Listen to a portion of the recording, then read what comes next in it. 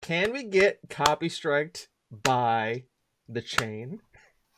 We probably absolutely can. We absolutely can. Don't tempt it. No. I mean, there's been enough activity on our YouTube channel now where the bots are going like, "Oh, we can copyright this." The porn bots are out, and it's even funnier that the porn bots are not linking to porn. The porn bots are linking to Donald Trump videos. Oh god, that's a weird fetish. I'm like, that is strange. I mean, That is weird. It's very weird. No kink shaming, okay? I will not. No kink shaming if you're into Donald porn. I'm not going to endorse it in any way, shape, or form. But that's a stretch for fetishists. I mean, it's weirdish, but like they're like, yeah, 3615 link here, banana, and then it's just like Trump and Pence for president. I'm like, this is weird. Once again, James, why did you click on this? Well, for science. I need to know where the porn bots are sending us. It's very important. So good morning, everyone. Welcome to the Game On Pleasure podcast. I am Lord Teammaker, aka Will McKellar. Joining me, as always, creating more happy accidents as he goes, it's James Atkinson. Good morning, everybody. If you are playing bingo today, that is porn checked off the mark. Oh, yeah. And actually politics, too. Degeneracy and politics have been checked off. So check that off. You've already got two. And joining us, ready to go this morning, it is Chris Hagelman. Good morning, ladies and gentlemen. There is another cup of coffee awaiting this coffee night. Oh, nice. Just have you hooked up on a drip. Just get you in there that way. Yeah, just inject it right into my veins, everybody. That's just the best way to do it. Let's go a little more center with that. And today I'm playing ISO mounting simulator. Oh yeah, I got that. I get that reference. I do. So what do we have? ISOs are digital copies of CDs and programs. So by him saying ISO mounting, he's probably taking digital programs that he has from his other computer and uploading them and installing them on his new computer. I don't have a new computer yet. I'm prepping. Yeah. So he's creating digital copies of programs so that he can install them easily. Oh, I get you. Right, well. In this case, it's operating systems. I have like 5 in mind. None of them are Windows 10. Windows XP. Only one of them is Windows 10. Oh, God. A couple Linux. Windows is easily the currently the best for gaming. There's no two ways about that. It's just the most widespread platform. Yeah. But some games run better on Linux. True. And also, Adobe products have a tendency to be more stable on Mac. Very also true. Ergo, I'm putting everything on this tower. I have 2 half-gig solid-state drives. I'm pulling out the stops for operating systems. Nice. So, what do we have in store for you today? Well, we have a few bits of news for the content dump. The usual what we've been playing, and I will show you something before we finish off. Oh yes, I think you will like it, and it's to you guys as well as to us. So I will let you wait and see what that is. But on with the news then, and it's time for some Jeff Keighley. Yay! It's time for some Jeff Keighley with his opening night live from Gamescom, which I keep thinking it's one night live. I don't know why. It's almost like I'm going for like a Saturday Night Live sort of shit. It's far worse.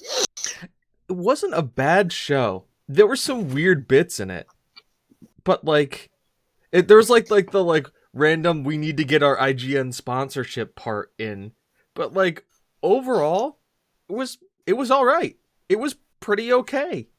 Like, Jeff mixed up a few times, but The trailers were good. Like there was some decent content to it.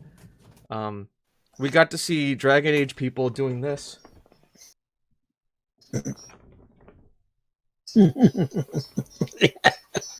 Yes, we did.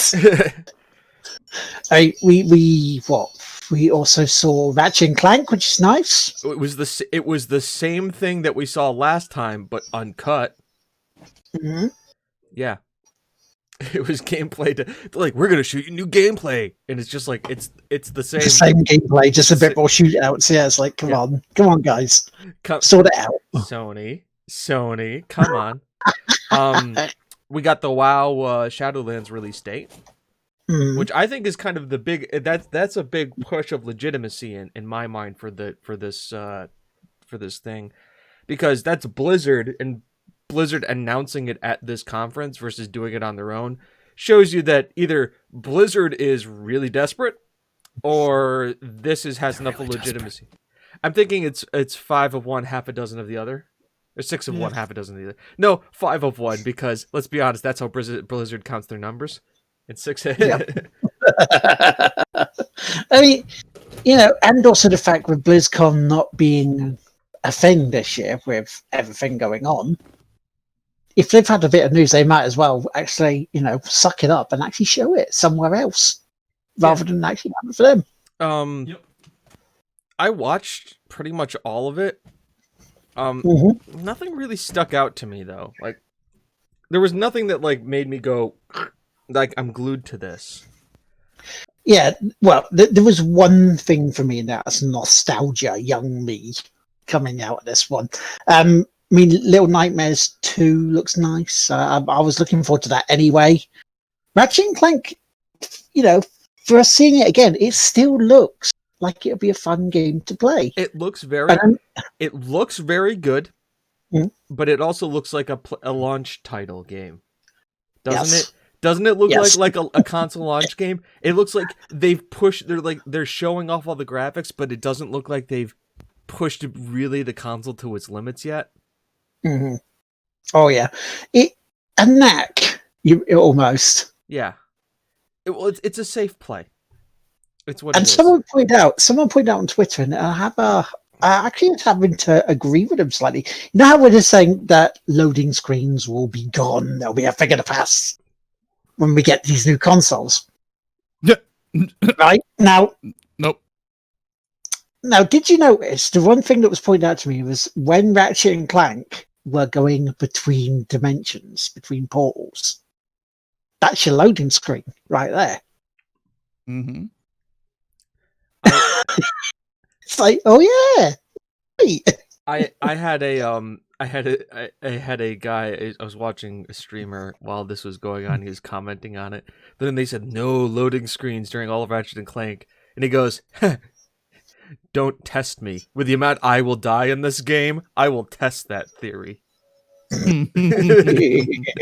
Yeah.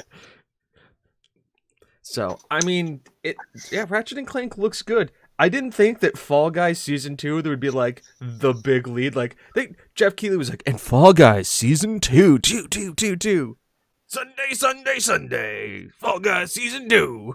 Like that's all he mentioned. It's like, and a new PlayStation 5 release title. Which did we see?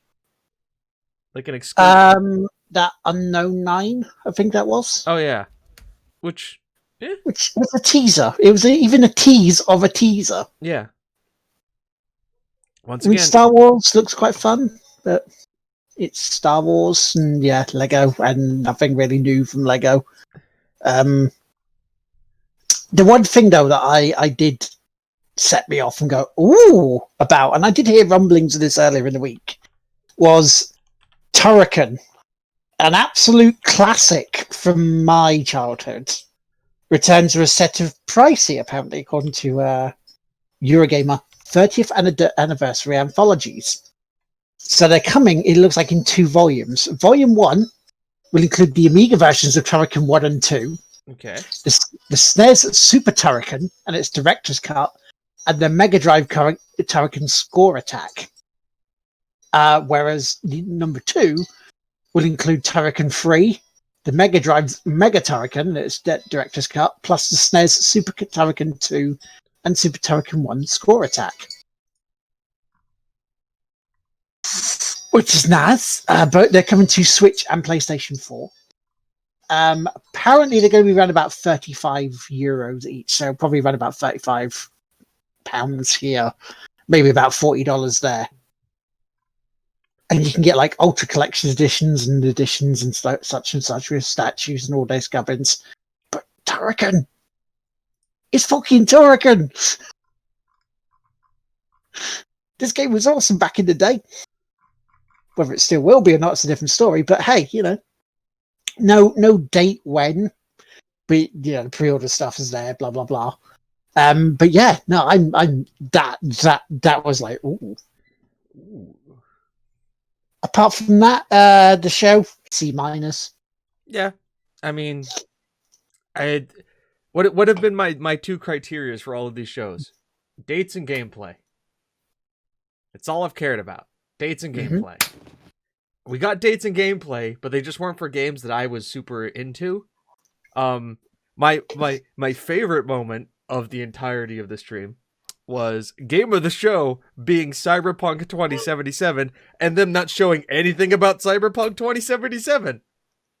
They're like, cut to IGN, game of the show, Cyberpunk 2077. I'm like, great, we're gonna see some Cyberpunk, and we didn't see any Cyberpunk. And I'm like, how do Jeff, come on, my man.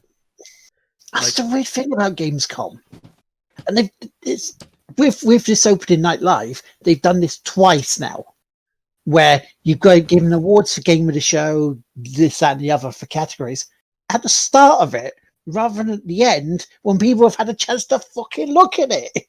Or even crazier than all of this is that why are you giving game awards to a game like in the convention atmosphere that isn't even a convention? It's literally a show. Yeah. It's like, dude, you're like, it's game of the show. I'm like, and where are people being able to look at this? Where's the Cyberpunk booth where people can go? Oh, wait, we can't. The only developer right now that has any showroom that you can go to is Devolver Digital. Because they literally made a game about going to a gaming convention and looking at all their games in the booth. They meted the shit out of it. Yeah. And even then, when the E3 was over, well, E3 dates are over, they just went, yeah, that's just done. Yeah. There is an indie booth that's a virtual one that J-Dub, friend of the community, he was part of. He streamed part of it on Thursday. It's a game called Spinch, and it is a virtual booth where you can walk around this little set and then play the demos from it. But yeah, you can't. I just don't get this bullshit that they're doing with these awards at the start of the show. Is it just like Jeff Keighley's just like, we need awards? Like, Jeff, we don't. We need awards. See, on this one, I don't even think it was Jeff Keighley. I think it's Gamescom that does this, and IGN trying to make themselves look relevant. Yeah, it was like and now here's our ad sponsor break for IGN. Hello, everybody, and I'm like, I'm blah blah blah, and she says it like I'm supposed to know who she is, and I'm like, who is you? So you're not Naomi Kyle. I don't know you. I mean, the only place I saw anything Cyberpunk wise was in the pre-show thing. That was the IGN channel on YouTube showing the adverts, the trailers for it. And that was it. If you want to see Cyberpunk news, watch the Night Cities. Night City 1 is meh. Night City 2 is pretty good. You get a lot of info in Night City 2. Yeah. Backgrounds, guns, gameplay. Night City 1, the best part of that one is just like the music. And the guy talking about like having to become like change his vocal style and his accent to sing as Johnny Silverhand, which I thought was interesting, and like how like honest he is about it, and like the producer they're working with, he's kind of a dick. But I thought artistically that was cool. But like, if you want like gameplay shit, fucking the second one, those guns, man, those fucking guns. Yeah, but Gamescom, it was a thing. It still is a thing. It's on right now. But yeah, I don't. It's where are the dates? Where is the where is the stuff? We know it's going to be November for the consoles, but we are what 2 months away now. We still we still don't know dates. We still don't know prices. I mean, they're playing it pretty fucking close to the vest at this point.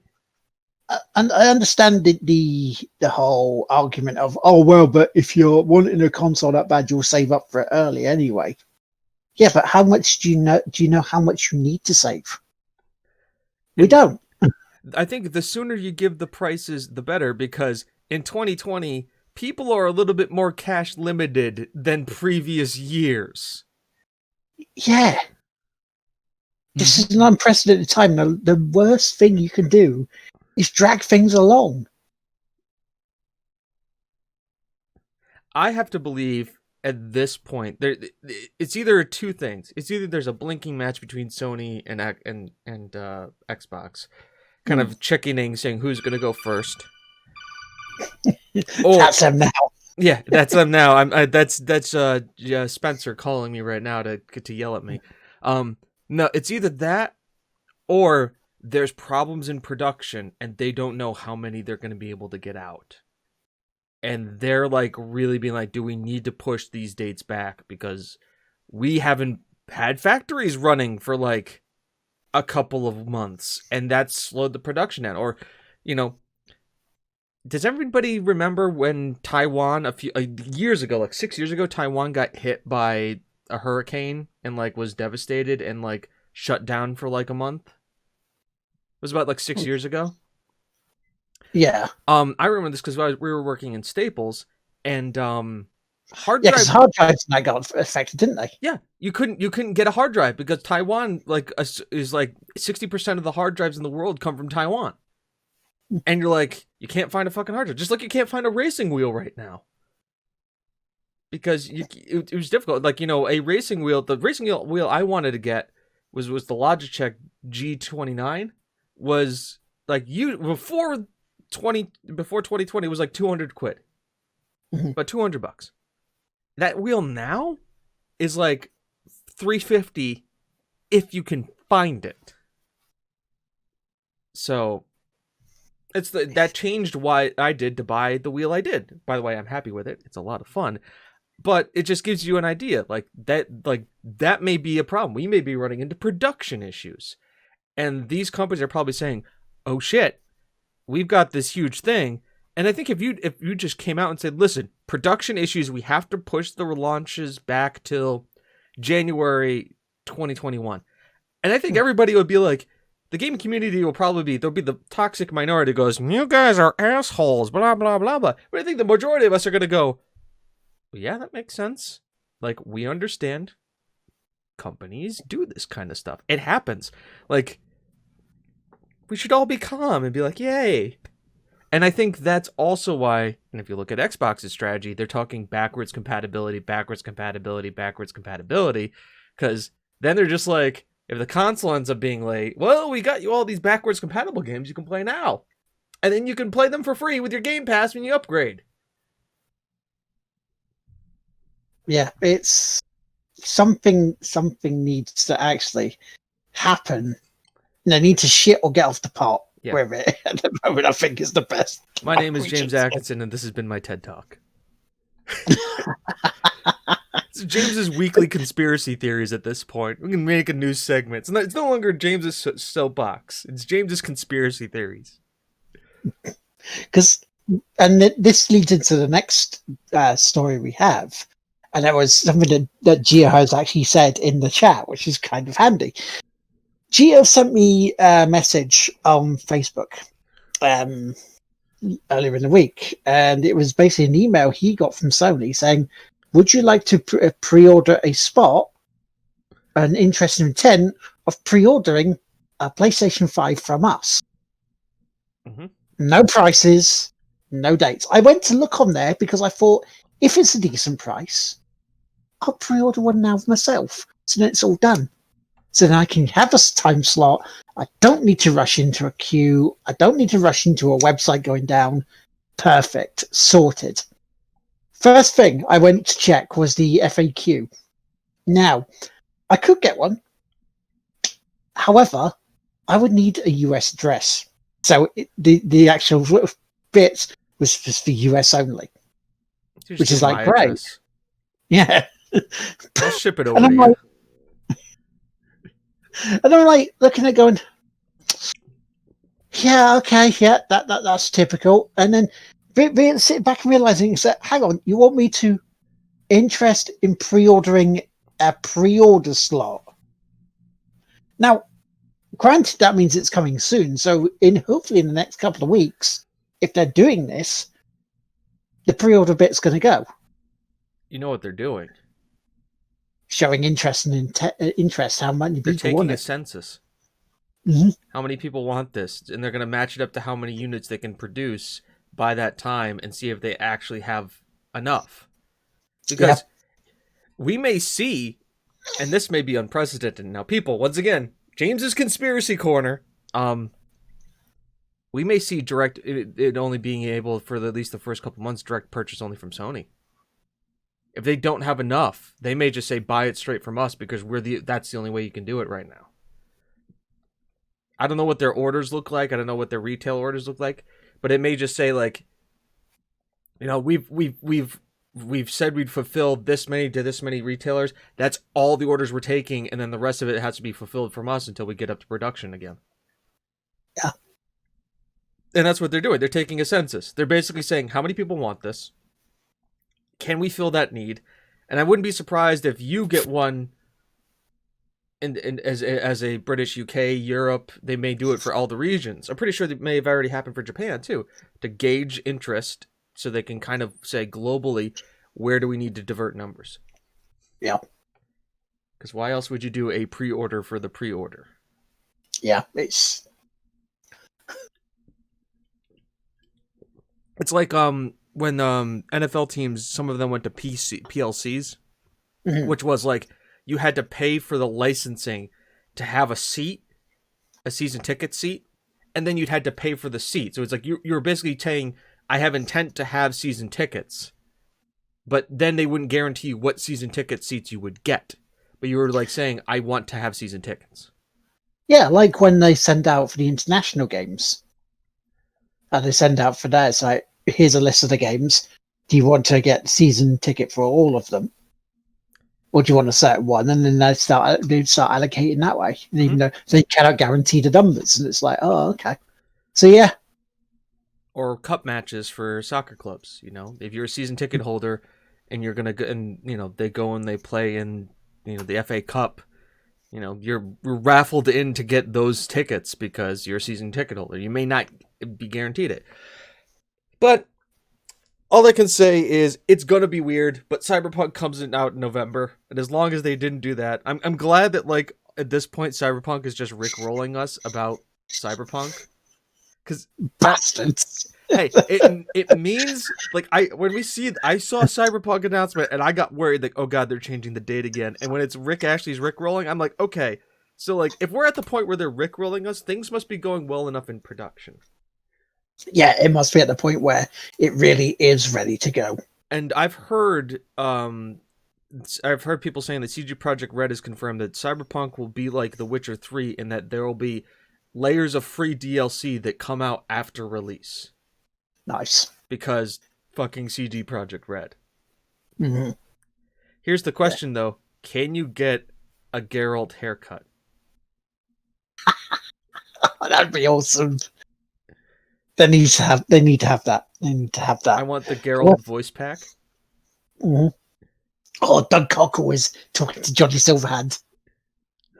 Oh. It's just be two guys grunting at each other the entire time. Just. Weird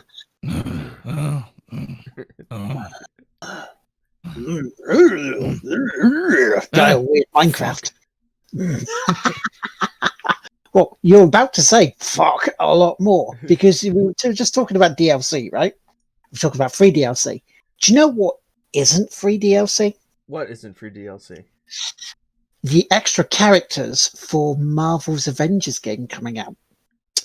I get this, James. I've already got the reaction from Chris, and it's pretty much what I think a lot of people are saying.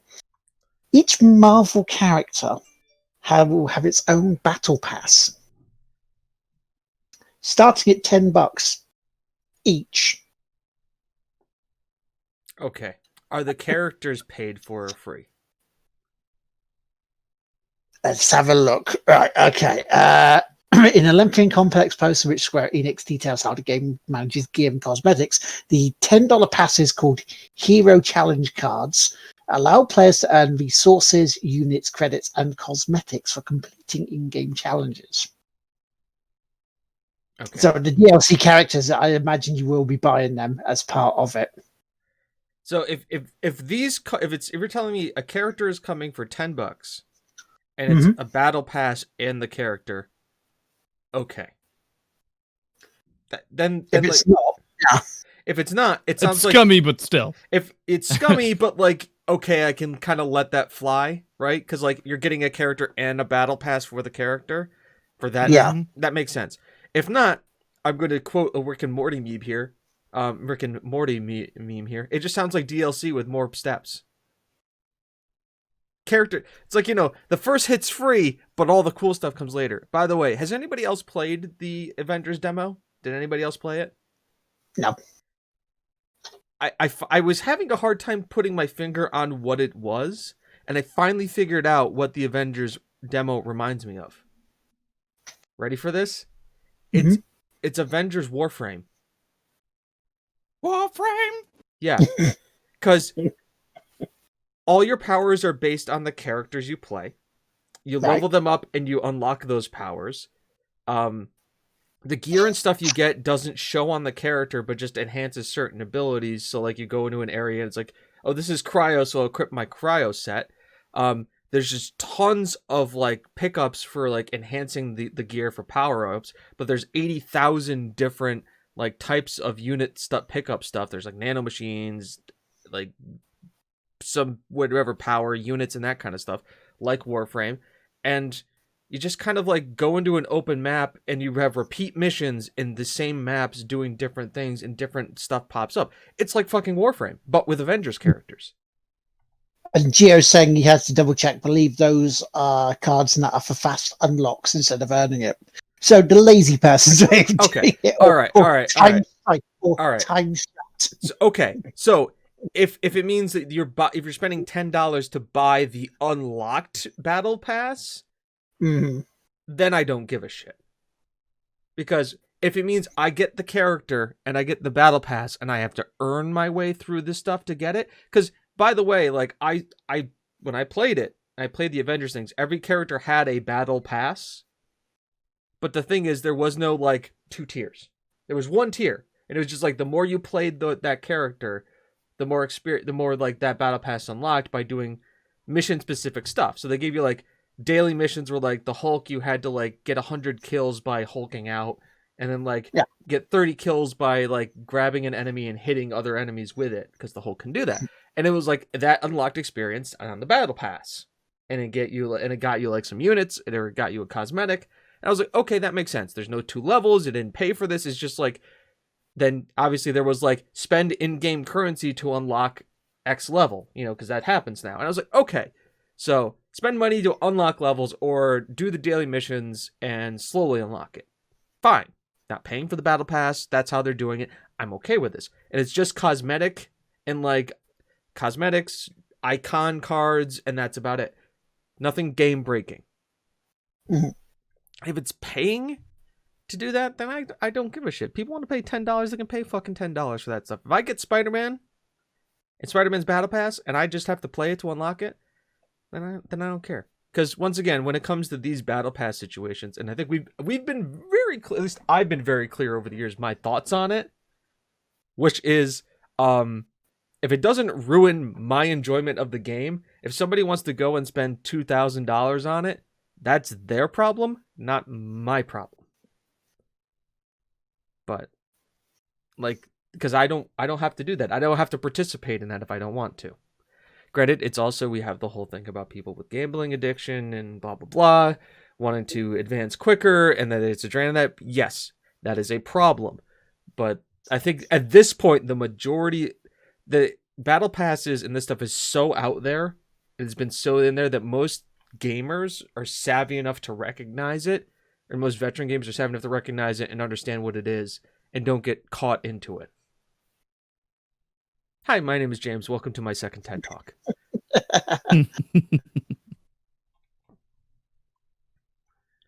So Geo is saying, yeah, from what you've read, your base characters would have their battle passes, and so while DLC ones will have theirs locked and need to unlock them. So you have to pay for the battle pass for the DLC characters, or you have to unlock the levels of the battle pass to unlock the DLC. So that's where it gets murky. This is yeah. So we'll have to see. But yeah, for those of you wondering, Marvel Avengers is literally just Avengers Warframe. Because here's the thing: Formula One, the game that we play, has a battle pass system. It does. And there's 2 tiers of it. You could use your coins that you could earn. It's the same like Fortnite. Fortnite does the same thing. Fall Guys. Fall Guys. But yeah. At the same time, I look at the F1 one. What are the things you get in F1? Liveries, and skins for your driver, and then coins that you can use to then pay. I think they actually made it like if you do the full battle pass, you get enough coins to buy the next battle pass. Yeah, because I've already done it. I'm not through season 1. I've already reached that maximum level. Yeah. So like, and once again, with F1, that's not, if you go a multiplayer in F1 and you've done battle pass, and like you have a guy who's done battle pass versus a guy not doing battle pass, that doesn't affect how you do in the race. Because everybody's an asshole in multiplayer online for F1. Yeah, you're right. Yeah. Looking at you, Nicholas Latifi. By the way, how is it feeling qualifying 19th today? He follows us, by the way. Yeah. Nicholas Latifi. And George Russell, splitting the Ferraris that was nice in Q2. Yeah, I saw that. I saw that getting them. Well done. Yeah, no, it was so I mean, my opinion is slowly sort of simmering down with battle passes and stuff. It's like, do I think they're a waste of money when they should be part of the game totally rather than earned that way? Yes. Because they used to be. They used to be in that way. Is it a better alternative than loot boxes? Yes. Yeah. Is it still money and cash grabbing? Yes. Yep. Am I okay with battle passes being in games? Yes. I'm okay with that, because the difference between battle passes and loot boxes, and here's the big kicker here, battle passes at least show you what you're going to get and earn. There's no chance involved. So you can make the conscious decision of like, is this worth my money because I want to get X? Mm-hmm. And the other thing about battle passes is that if you do play through the free version of it and then decide you want to upgrade, you don't have to go back and play through the levels again. You just unlock the stuff that would be there. Because you can be like, I hit the max. What could be like, I hit max level in the battle pass. I want the stars and stripes jumpsuit for my driver, hat and gloves. So I'm going to spend the coins to get that because I've already unlocked it and it's just mine now. So there's no chance involved in battle passes. Is it a perfect system? No, because we're still grabbing for money. But at least it's there. And once again, if you told me that Warframe had a battle pass, I would be 100% on board with Warframe being a battle pass. You want to know why? Because Warframe is free. Yeah. And I think that makes it easier to digest. If you've got a battle pass where you can pay for stuff, if the game you got was free, because they do need to make their money somehow. Yeah. I just think it's a little bit more sort of cheeky if you're spending upwards of $60, and next gen $70, and it's there, and they want you to spend potentially $150 extra on top of that, I just think that's a bit cheeky. But yeah, battle passes, DLCs, microtransactions. We've talked about them to death. Yes. So now let's. And also Avengers, my 2 cents on that game, get it for $39.99. It's not really a $60 game. It's like a $40 game. Cuz it is Avengers Warframe, but the combat is fun. The characters are interesting enough. And the production quality is there. And the other thing too is that like they have kind of I think somewhere in there they mentioned Ultimate. So it allows all these characters to be different because it's technically the Ultimate Universe, not the Marvel Cinematic Universe. So for me, that was like when they said that, my brain made that disconnection and went like, okay, this isn't MCU. This is Marvel Ultimate Universe. Okay, this can be different. I can live with this now. Yeah. I also just want to play Captain America and Spider-Man. So apparently this Geo has sent us a bit from VG247 breaking. Oh it god, all it's down. porn. No, it's not porn. Geo, not again, Geo. Every time. Every goddamn time. Hang on, I should have done this.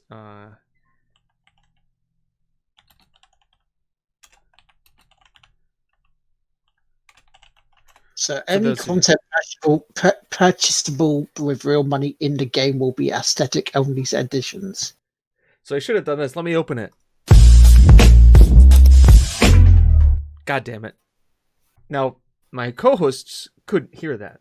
But all of you listening on the audio version of the show, enjoy. You didn't go sloppy, did you? No, I played the Pornhub intro. Ah, okay. the bass line and drum bit. Such a good opener. It is. It's out next week. It's smart. Yeah, it's out next week, September 4th. Wow. I'm still not gonna get it. But think about like the games that have just come out recently. For us, Control came out on Steam yesterday. By the way, buy it. It's $31, and you get everything, all the DLCs, all the extended content. That game is worth $31, and it looks super pretty. Wasteland 3 came out on Friday. Yeah. Which is a big CRPG, fully voice acted. On September 1st, Crusader Kings 3 comes out from Paradox. Their next DLC machine. By the way, DLC, if you want to talk DLC, Paradox does DLC like nobody else does DLC. And then Marvel Avengers on September 4th. Those are 4 titles that like I would buy. I mean, I bought Control. I want to buy Wasteland, and I want to buy Crusader Kings, and I'm tempted on Avengers, but like for me, it's either $40 or Spider-Man. Because I want to play that through that entire game as Spider-Man, and it really depends on who voices Spider-Man too. Like that's a big deal to me, because like I grew up with '90s Spider-Man. Where like he's getting thrown through the wall by Doc Octopus. He's like, he can give up any time now. What young, goofy Peter Parker? Aye. Yes, aye. Because the cartoon of that was brilliant in the 90s. It did not age well. It really did not age well. I do not suggest going back and watching it. But at least it wasn't 70s Spider-Man, stuff. You. So let us get on to what we've been playing this past week. And Chris, seeing as we have pretty much overtaken the show so far, sir, what have you been playing? Not a big deal. I've been playing a little bit of Valorant, a little bit of Elder Scrolls Online as per the norm. Some Minecraft. I've started Minecraft Mondays, which are now immediately on hiatus while I kind of go back and forth between setting up and priming my new PC. Talk about brilliant timing. I may actually still run it this Monday. But I've been prepping my new tower, which it is a juicy, juicy monster. It is an abomination. It is a terror to behold. I picked up a 1070 Ti or 2070 Ti, an i9 10th gen, 64 gigs of RAM, 2 solid state hard drives, which are going to have 2 separate operating systems set up. I'm basically quad booting my computer because I have I have 3 distributions of what's it called? Linux set up. I have Solus, Element, and Debian. I have Debian set up for basically server running. So there will be some things where I want to run servers for people, and I intend to play the games that are on those servers. So I need a machine that is strong enough to do both. And yeah, I'm Nice. just pretty hype. Cool. Okay, James. Would you like to go next, me old Mac? Sorry, I'm reading more about this Avengers stuff because I'm looking at the official blog post here, and I'm kind of doing some quick and dirty math. So we want to reward players for their time. So you activate. So once you activate all right. So when we introduce new hero challenge cards post launch, the cost to activate premium rewards will be 1,000 credits. 1,000. So 500 credits costs $5. Right. So 6 characters. At $10 a pop. So $60. $60 plus Hawkeye, $70. Yeah. And then goes on from there. So then any other characters from then, another 10, another 10, another 10. Okay, so here's let's read it. Let me read you through all of this before I finish up. When activated, the Premium Hero Challenge card rewards for 6 starting heroes at launch. You can earn and enjoy all the content across 40 tiers for free. When we introduce Hero Challenge card for post-launch heroes, the cost to activate will be 1,000 credits. We want to reward players for their time, so once you activate the Premium Rewards card for the Hero Challenge card for 1,000 credits, you can earn everything on the card, including more credits. If you have completed all the challenges on your hero card, not only will you earn back your 1,000 credit activation cost, but all the content you've earned of a value of over 12,500 credits. Remember, these rewards deliver fun in-game cosmetic enhancements and other effects, but they do not provide gameplay advantages. Hero Challenge cards do not rotate, will not be retired, so once you've activated Premium Rewards, there's no time limit or risk on spending your focus between heroes. That being said, if you're in a hurry, you can buy skips to get through them faster. So, if you're diligent, you only need to spend $10 once. Because by completing it, you get refunded your 1,000 credits, and then you can use that to unlock the next hero's battle pass. And it's not a true battle pass because they're not ever changing. They're staying. Yeah. Okay. Is it still bad? Kinda. But I think the fact that you're able to get you're able to get the $1,000 back. They built that into the system, and you're able to kind of pay that in. You focus that in. And I think if you buy a collector's edition of this game, you get like 1,000 credits as part of it. So it's built-in cost. Sorry, I had to go. My job brain had to kick in here for a little bit. Oh, that's cool. That's cool because at the end of the day, if we can give people as much information as possible and the right information, then all the better. Yes. This is what we do here for you people. We want you to be informed consumers. Informed consumers are the best kind. Access, pre-purchase Marvel outfits and nameplates and beta access, 72 hours. They don't say if they give you any credits or not. Okay. Anyways, what have I been playing? Yeah. I've been playing TED Talk Manager 2020 today. On top of that, I've actually played some games. I've played 3 games. I have played Control. Episode 1 is out. Episode 1 and 2 are out now on the YouTube, TGWPIS at YouTube. I have played 4 games. Oh my god, actually more than one. I have gotten back into an old MMO. It's a classic. I've had it for years. I've been putting off going back to it, but I finally decided, you know what? I want to sink my time into something that could be fun. And I've burned my bridges on 2 other MMOs, so this is really the only one of the 2 other big boys that I can go back to, and that's Guild Wars 2. So, Nice. They've redone the early game leveling progression. I guess the nice thing about Guild Wars is it's something you can always go back to, and there's always fresh content. There's always kind of other stuff going on there. I'm just having fun running around because, like, part of Guild Wars is that, like, there aren't really quests, but, like, I started an event today where I, like, walked into a new area, and they're like, oh, help these guys find, you know, a thief around the garrison. So I helped them out, captured the guy. The enemy NPC fought him, captured him, brought him back to the garrison. They said, oh, we got to transport him to the main garrison. So we have to protect him as we transport him to the main garrison. Main garrison then falls under attack by centaurs.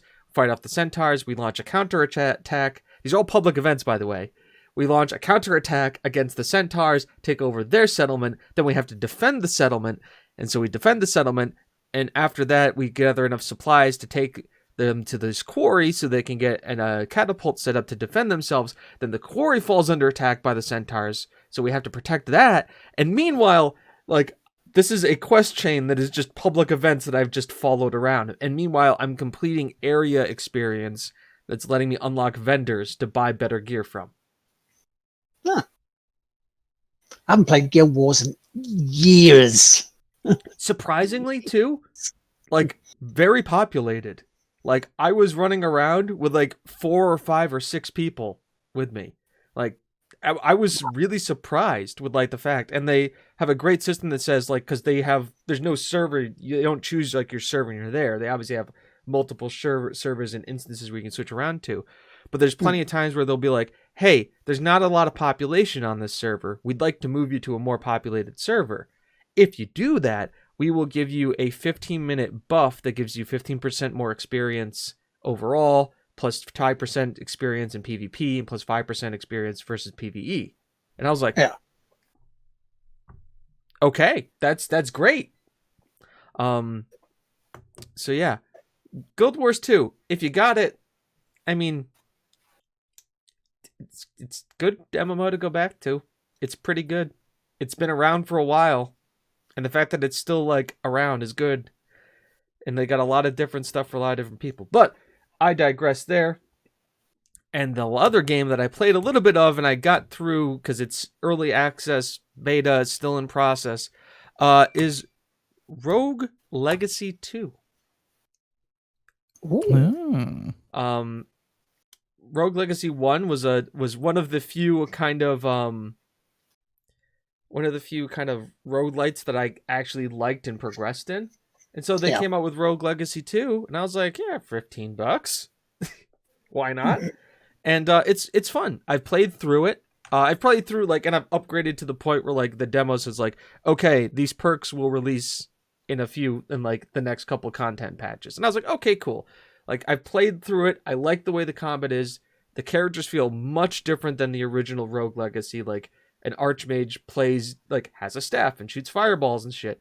A barbarian has an axe and has a different play around. And then, like, there's the normal guy just running around with a sword like that the entire time.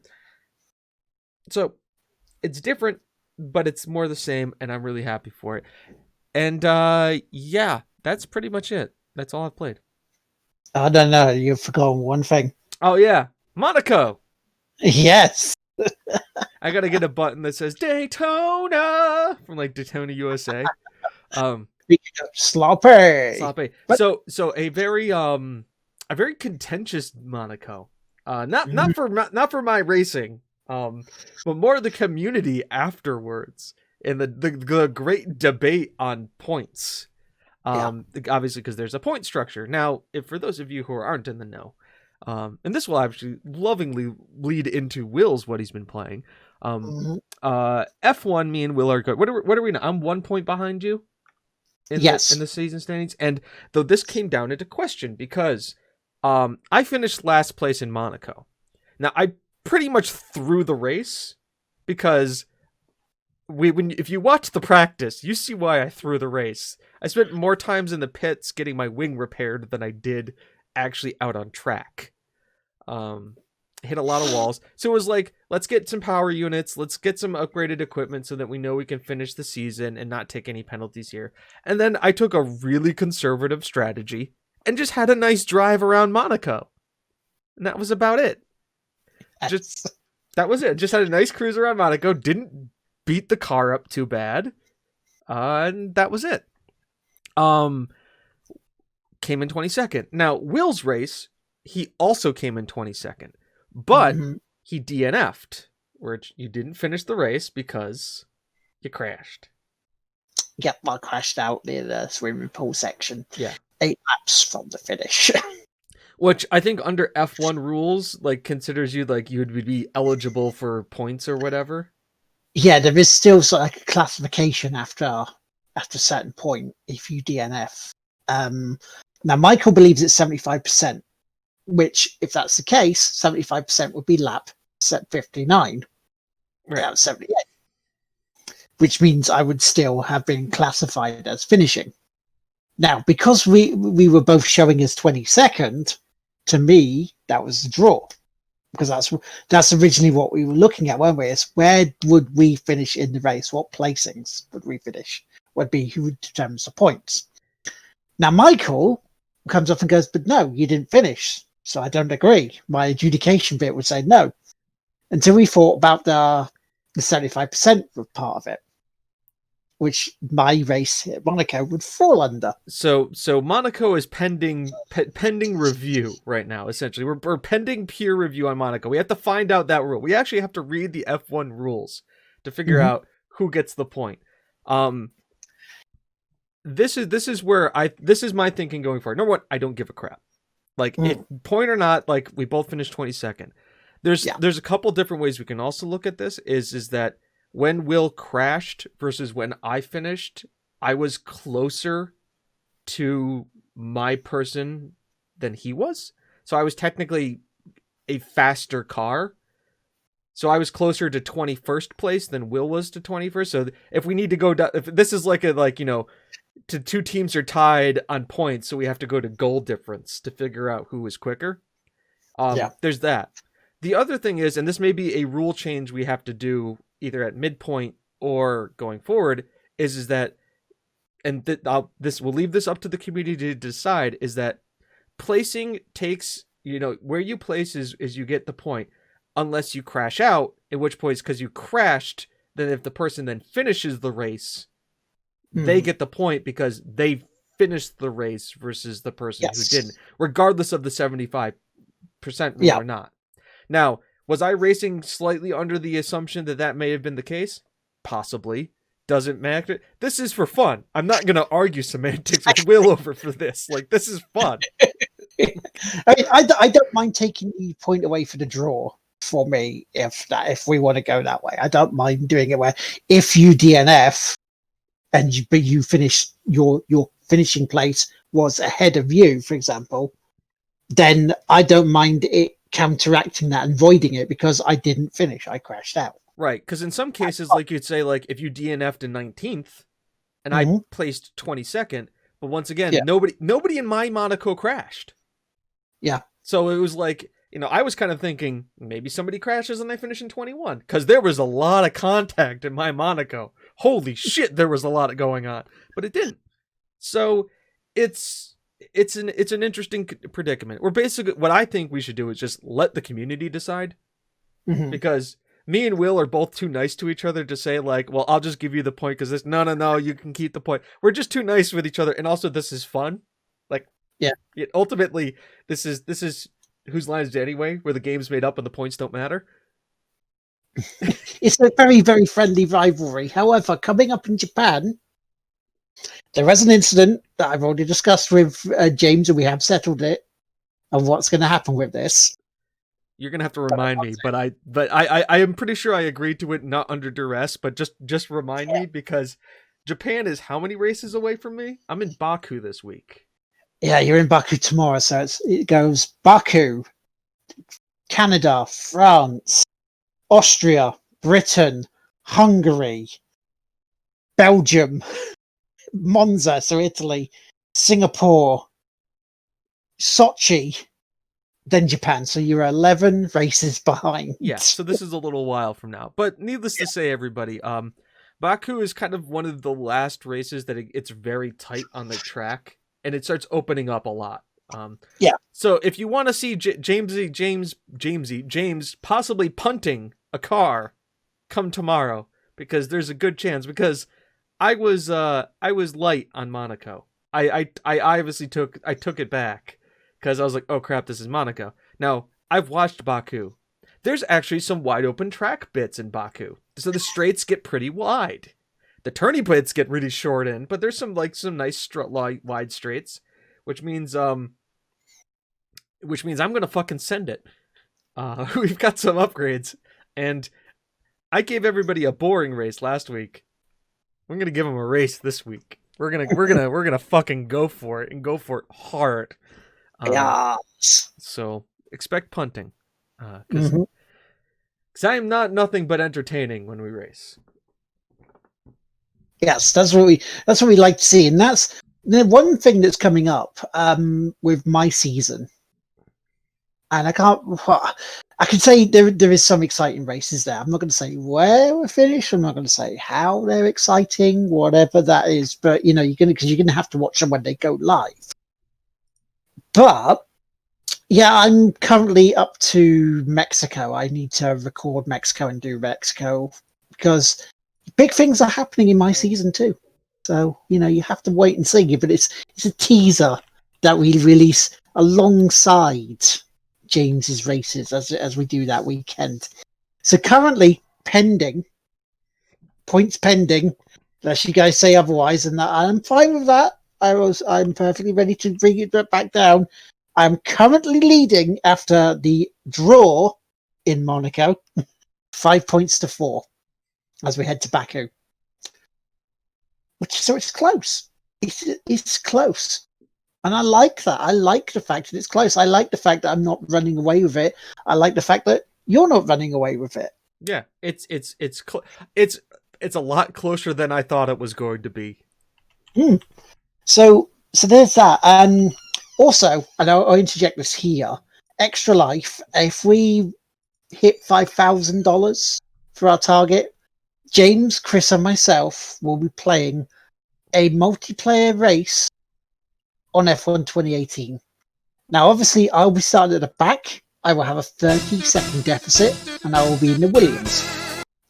James will be in the middle, have a 15-second head start over myself, and a deficit to Chris. He will be in the Renault. Did you say you were going to do? Yeah, I figured that was a nice mid-table car. Mm-hmm. And Chris, the absolute, I have no idea what's going on here. This is a car. Let's drive it fast. Will be in the Merc. And so we'll have the time benefit where he will go off, then James and myself. Now, the person with the highest donation, if we pass the 5,000, we'll get to choose what track we run on. So it's up to you. You could have us going through Monaco. It's going to be Monaco. They're going to make us do Monaco. No, please, I beg you, I beseech you, okay? Don't do that to Chris. Yeah, it's then that I utilize my 30-second head start to drive at like a reasonable, comfortable pace and beat you guys horrendously by just taking my time comfortably. That's the thing is that's with Monaco is like what F cars what do they normally get to? Top speeds of 218 miles an hour. Just driving like a comfortable 70. Well, here's Chris, the average speed at Monaco is 90 miles an hour. Hey, look, you give me a racing wheel, you put me in first person, I could probably drive it at like 60, 70 comfortably.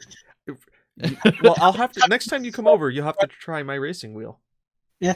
It has force feedback, so like when the tires go, you know the tires go, and when like there have been times, and Will has seen it, and Stream has seen it, where like I've hit the wall and the thing went, and I have to take my hands off the wheel because the wheel violently turns. It's like, okay. Yeah, it's crazy. So yes, I'm looking forward to that. I really am. And everything else I have been playing this week. I have completed games this week. Oh yes. I can't look after this. I've completed Anachronox, which I give it a solid B-. Love the dialogue, love the characters, love the settings, hated the final boss. Because the final boss went from quite a reasonable sort of puzzling fights to, okay, what the hell am I doing here?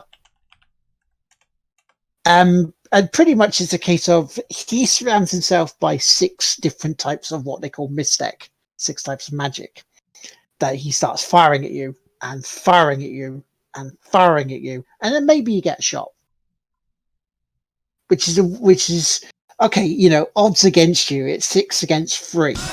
But surely you would have, unless he uses like slowdown or something on there, yeah, my turns were just really, really slow coming in.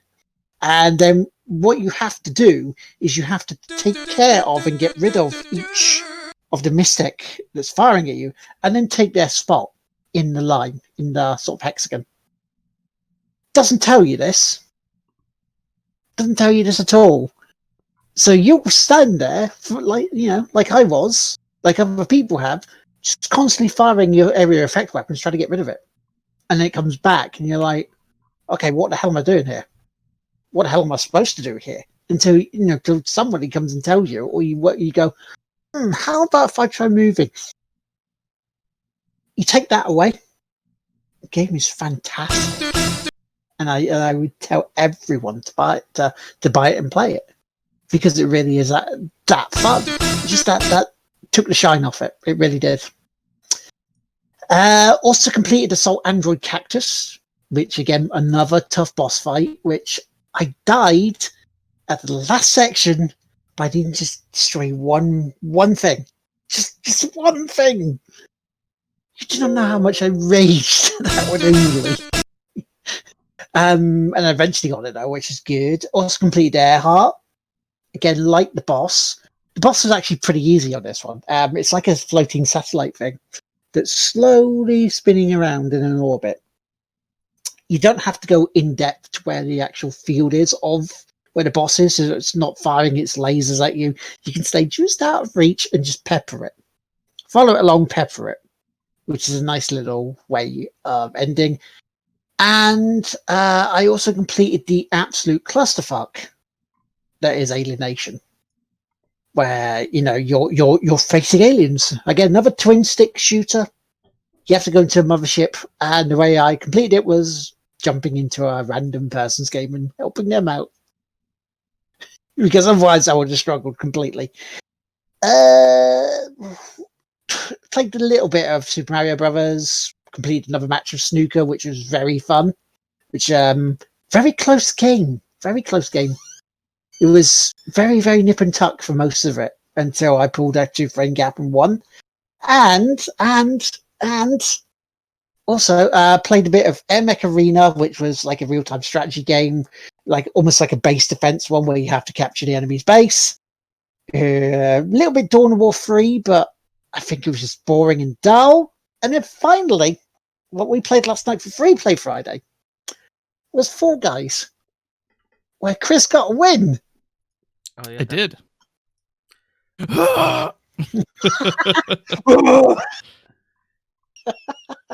Where we the tomato troop.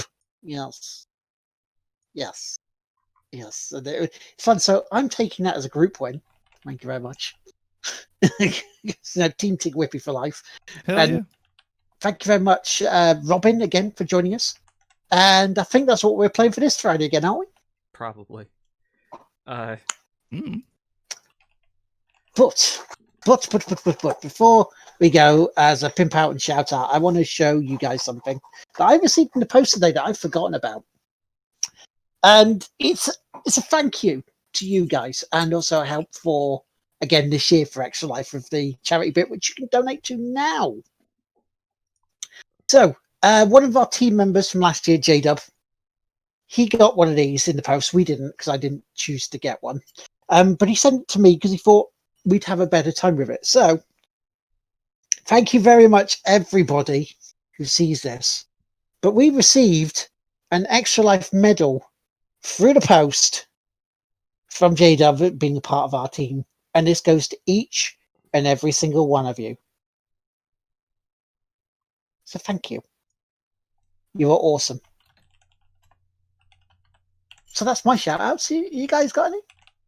Hi, chat. How you doing? Thanks for being here. We really appreciate it. I'm uploading the Fall Guys video as we speak. I told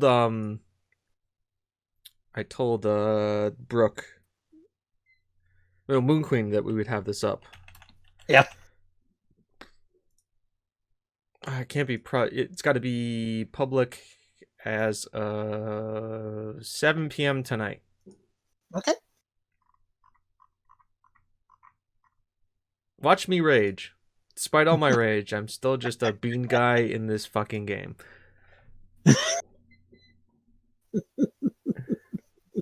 Chris, do you have any shout outs or pimp outs that you need to do or would like to do? Shout out to I'm a Samurai for getting me into Valorant.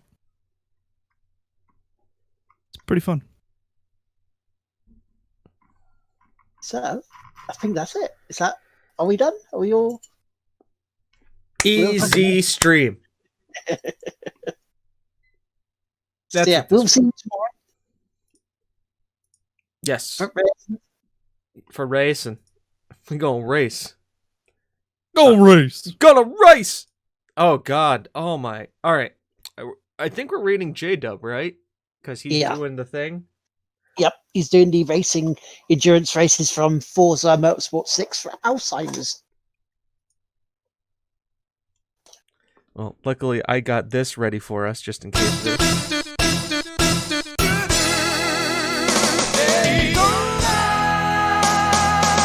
I'm going to turn that into a sound clip. For those of you who didn't hear that, watch it in post. You'll enjoy that bit. I think it has to be a sound clip. All right, I got to set up a raid here. Raid don't spell the name out, James. .exe /execute / There we go. Bless you. Dr. Electro, hi. You came in at a interesting time. We're rapping, but we're going to go say hi to J-Dub, who's doing a charity stream. So you should definitely watch it, because it's important. Because charity. Mm-hmm. Apparently the New World beta is still going on. That's a thing. They're actually letting people stream it now. It looks meh. Yeah, it looks pretty meh. It looks pretty meh. But it is only $40. I don't know. Is there a subscription fee for that? Probably. Hang on, let me find it now. This is how we're gonna end the show: is me just like sighing, like about to go on another rant about New World. Hi, my name is James. This is my TED Talk. TED Talk number 3. TED Talk number 3. How many TED Talks do you want today? How many TED Talks? That's a new one. How many TED Talks can we endure? That's a good question. We're going for the endurance run. This is a survival game. It doesn't say anything about subscription. So who knows? Amazon. Yeah. No, maybe. They may know. Yeah. Well, anyways, we're about to go raid. Say hi to J-Dub. I don't know what to do for a term, but just say raid. Bye. Bye. Bye.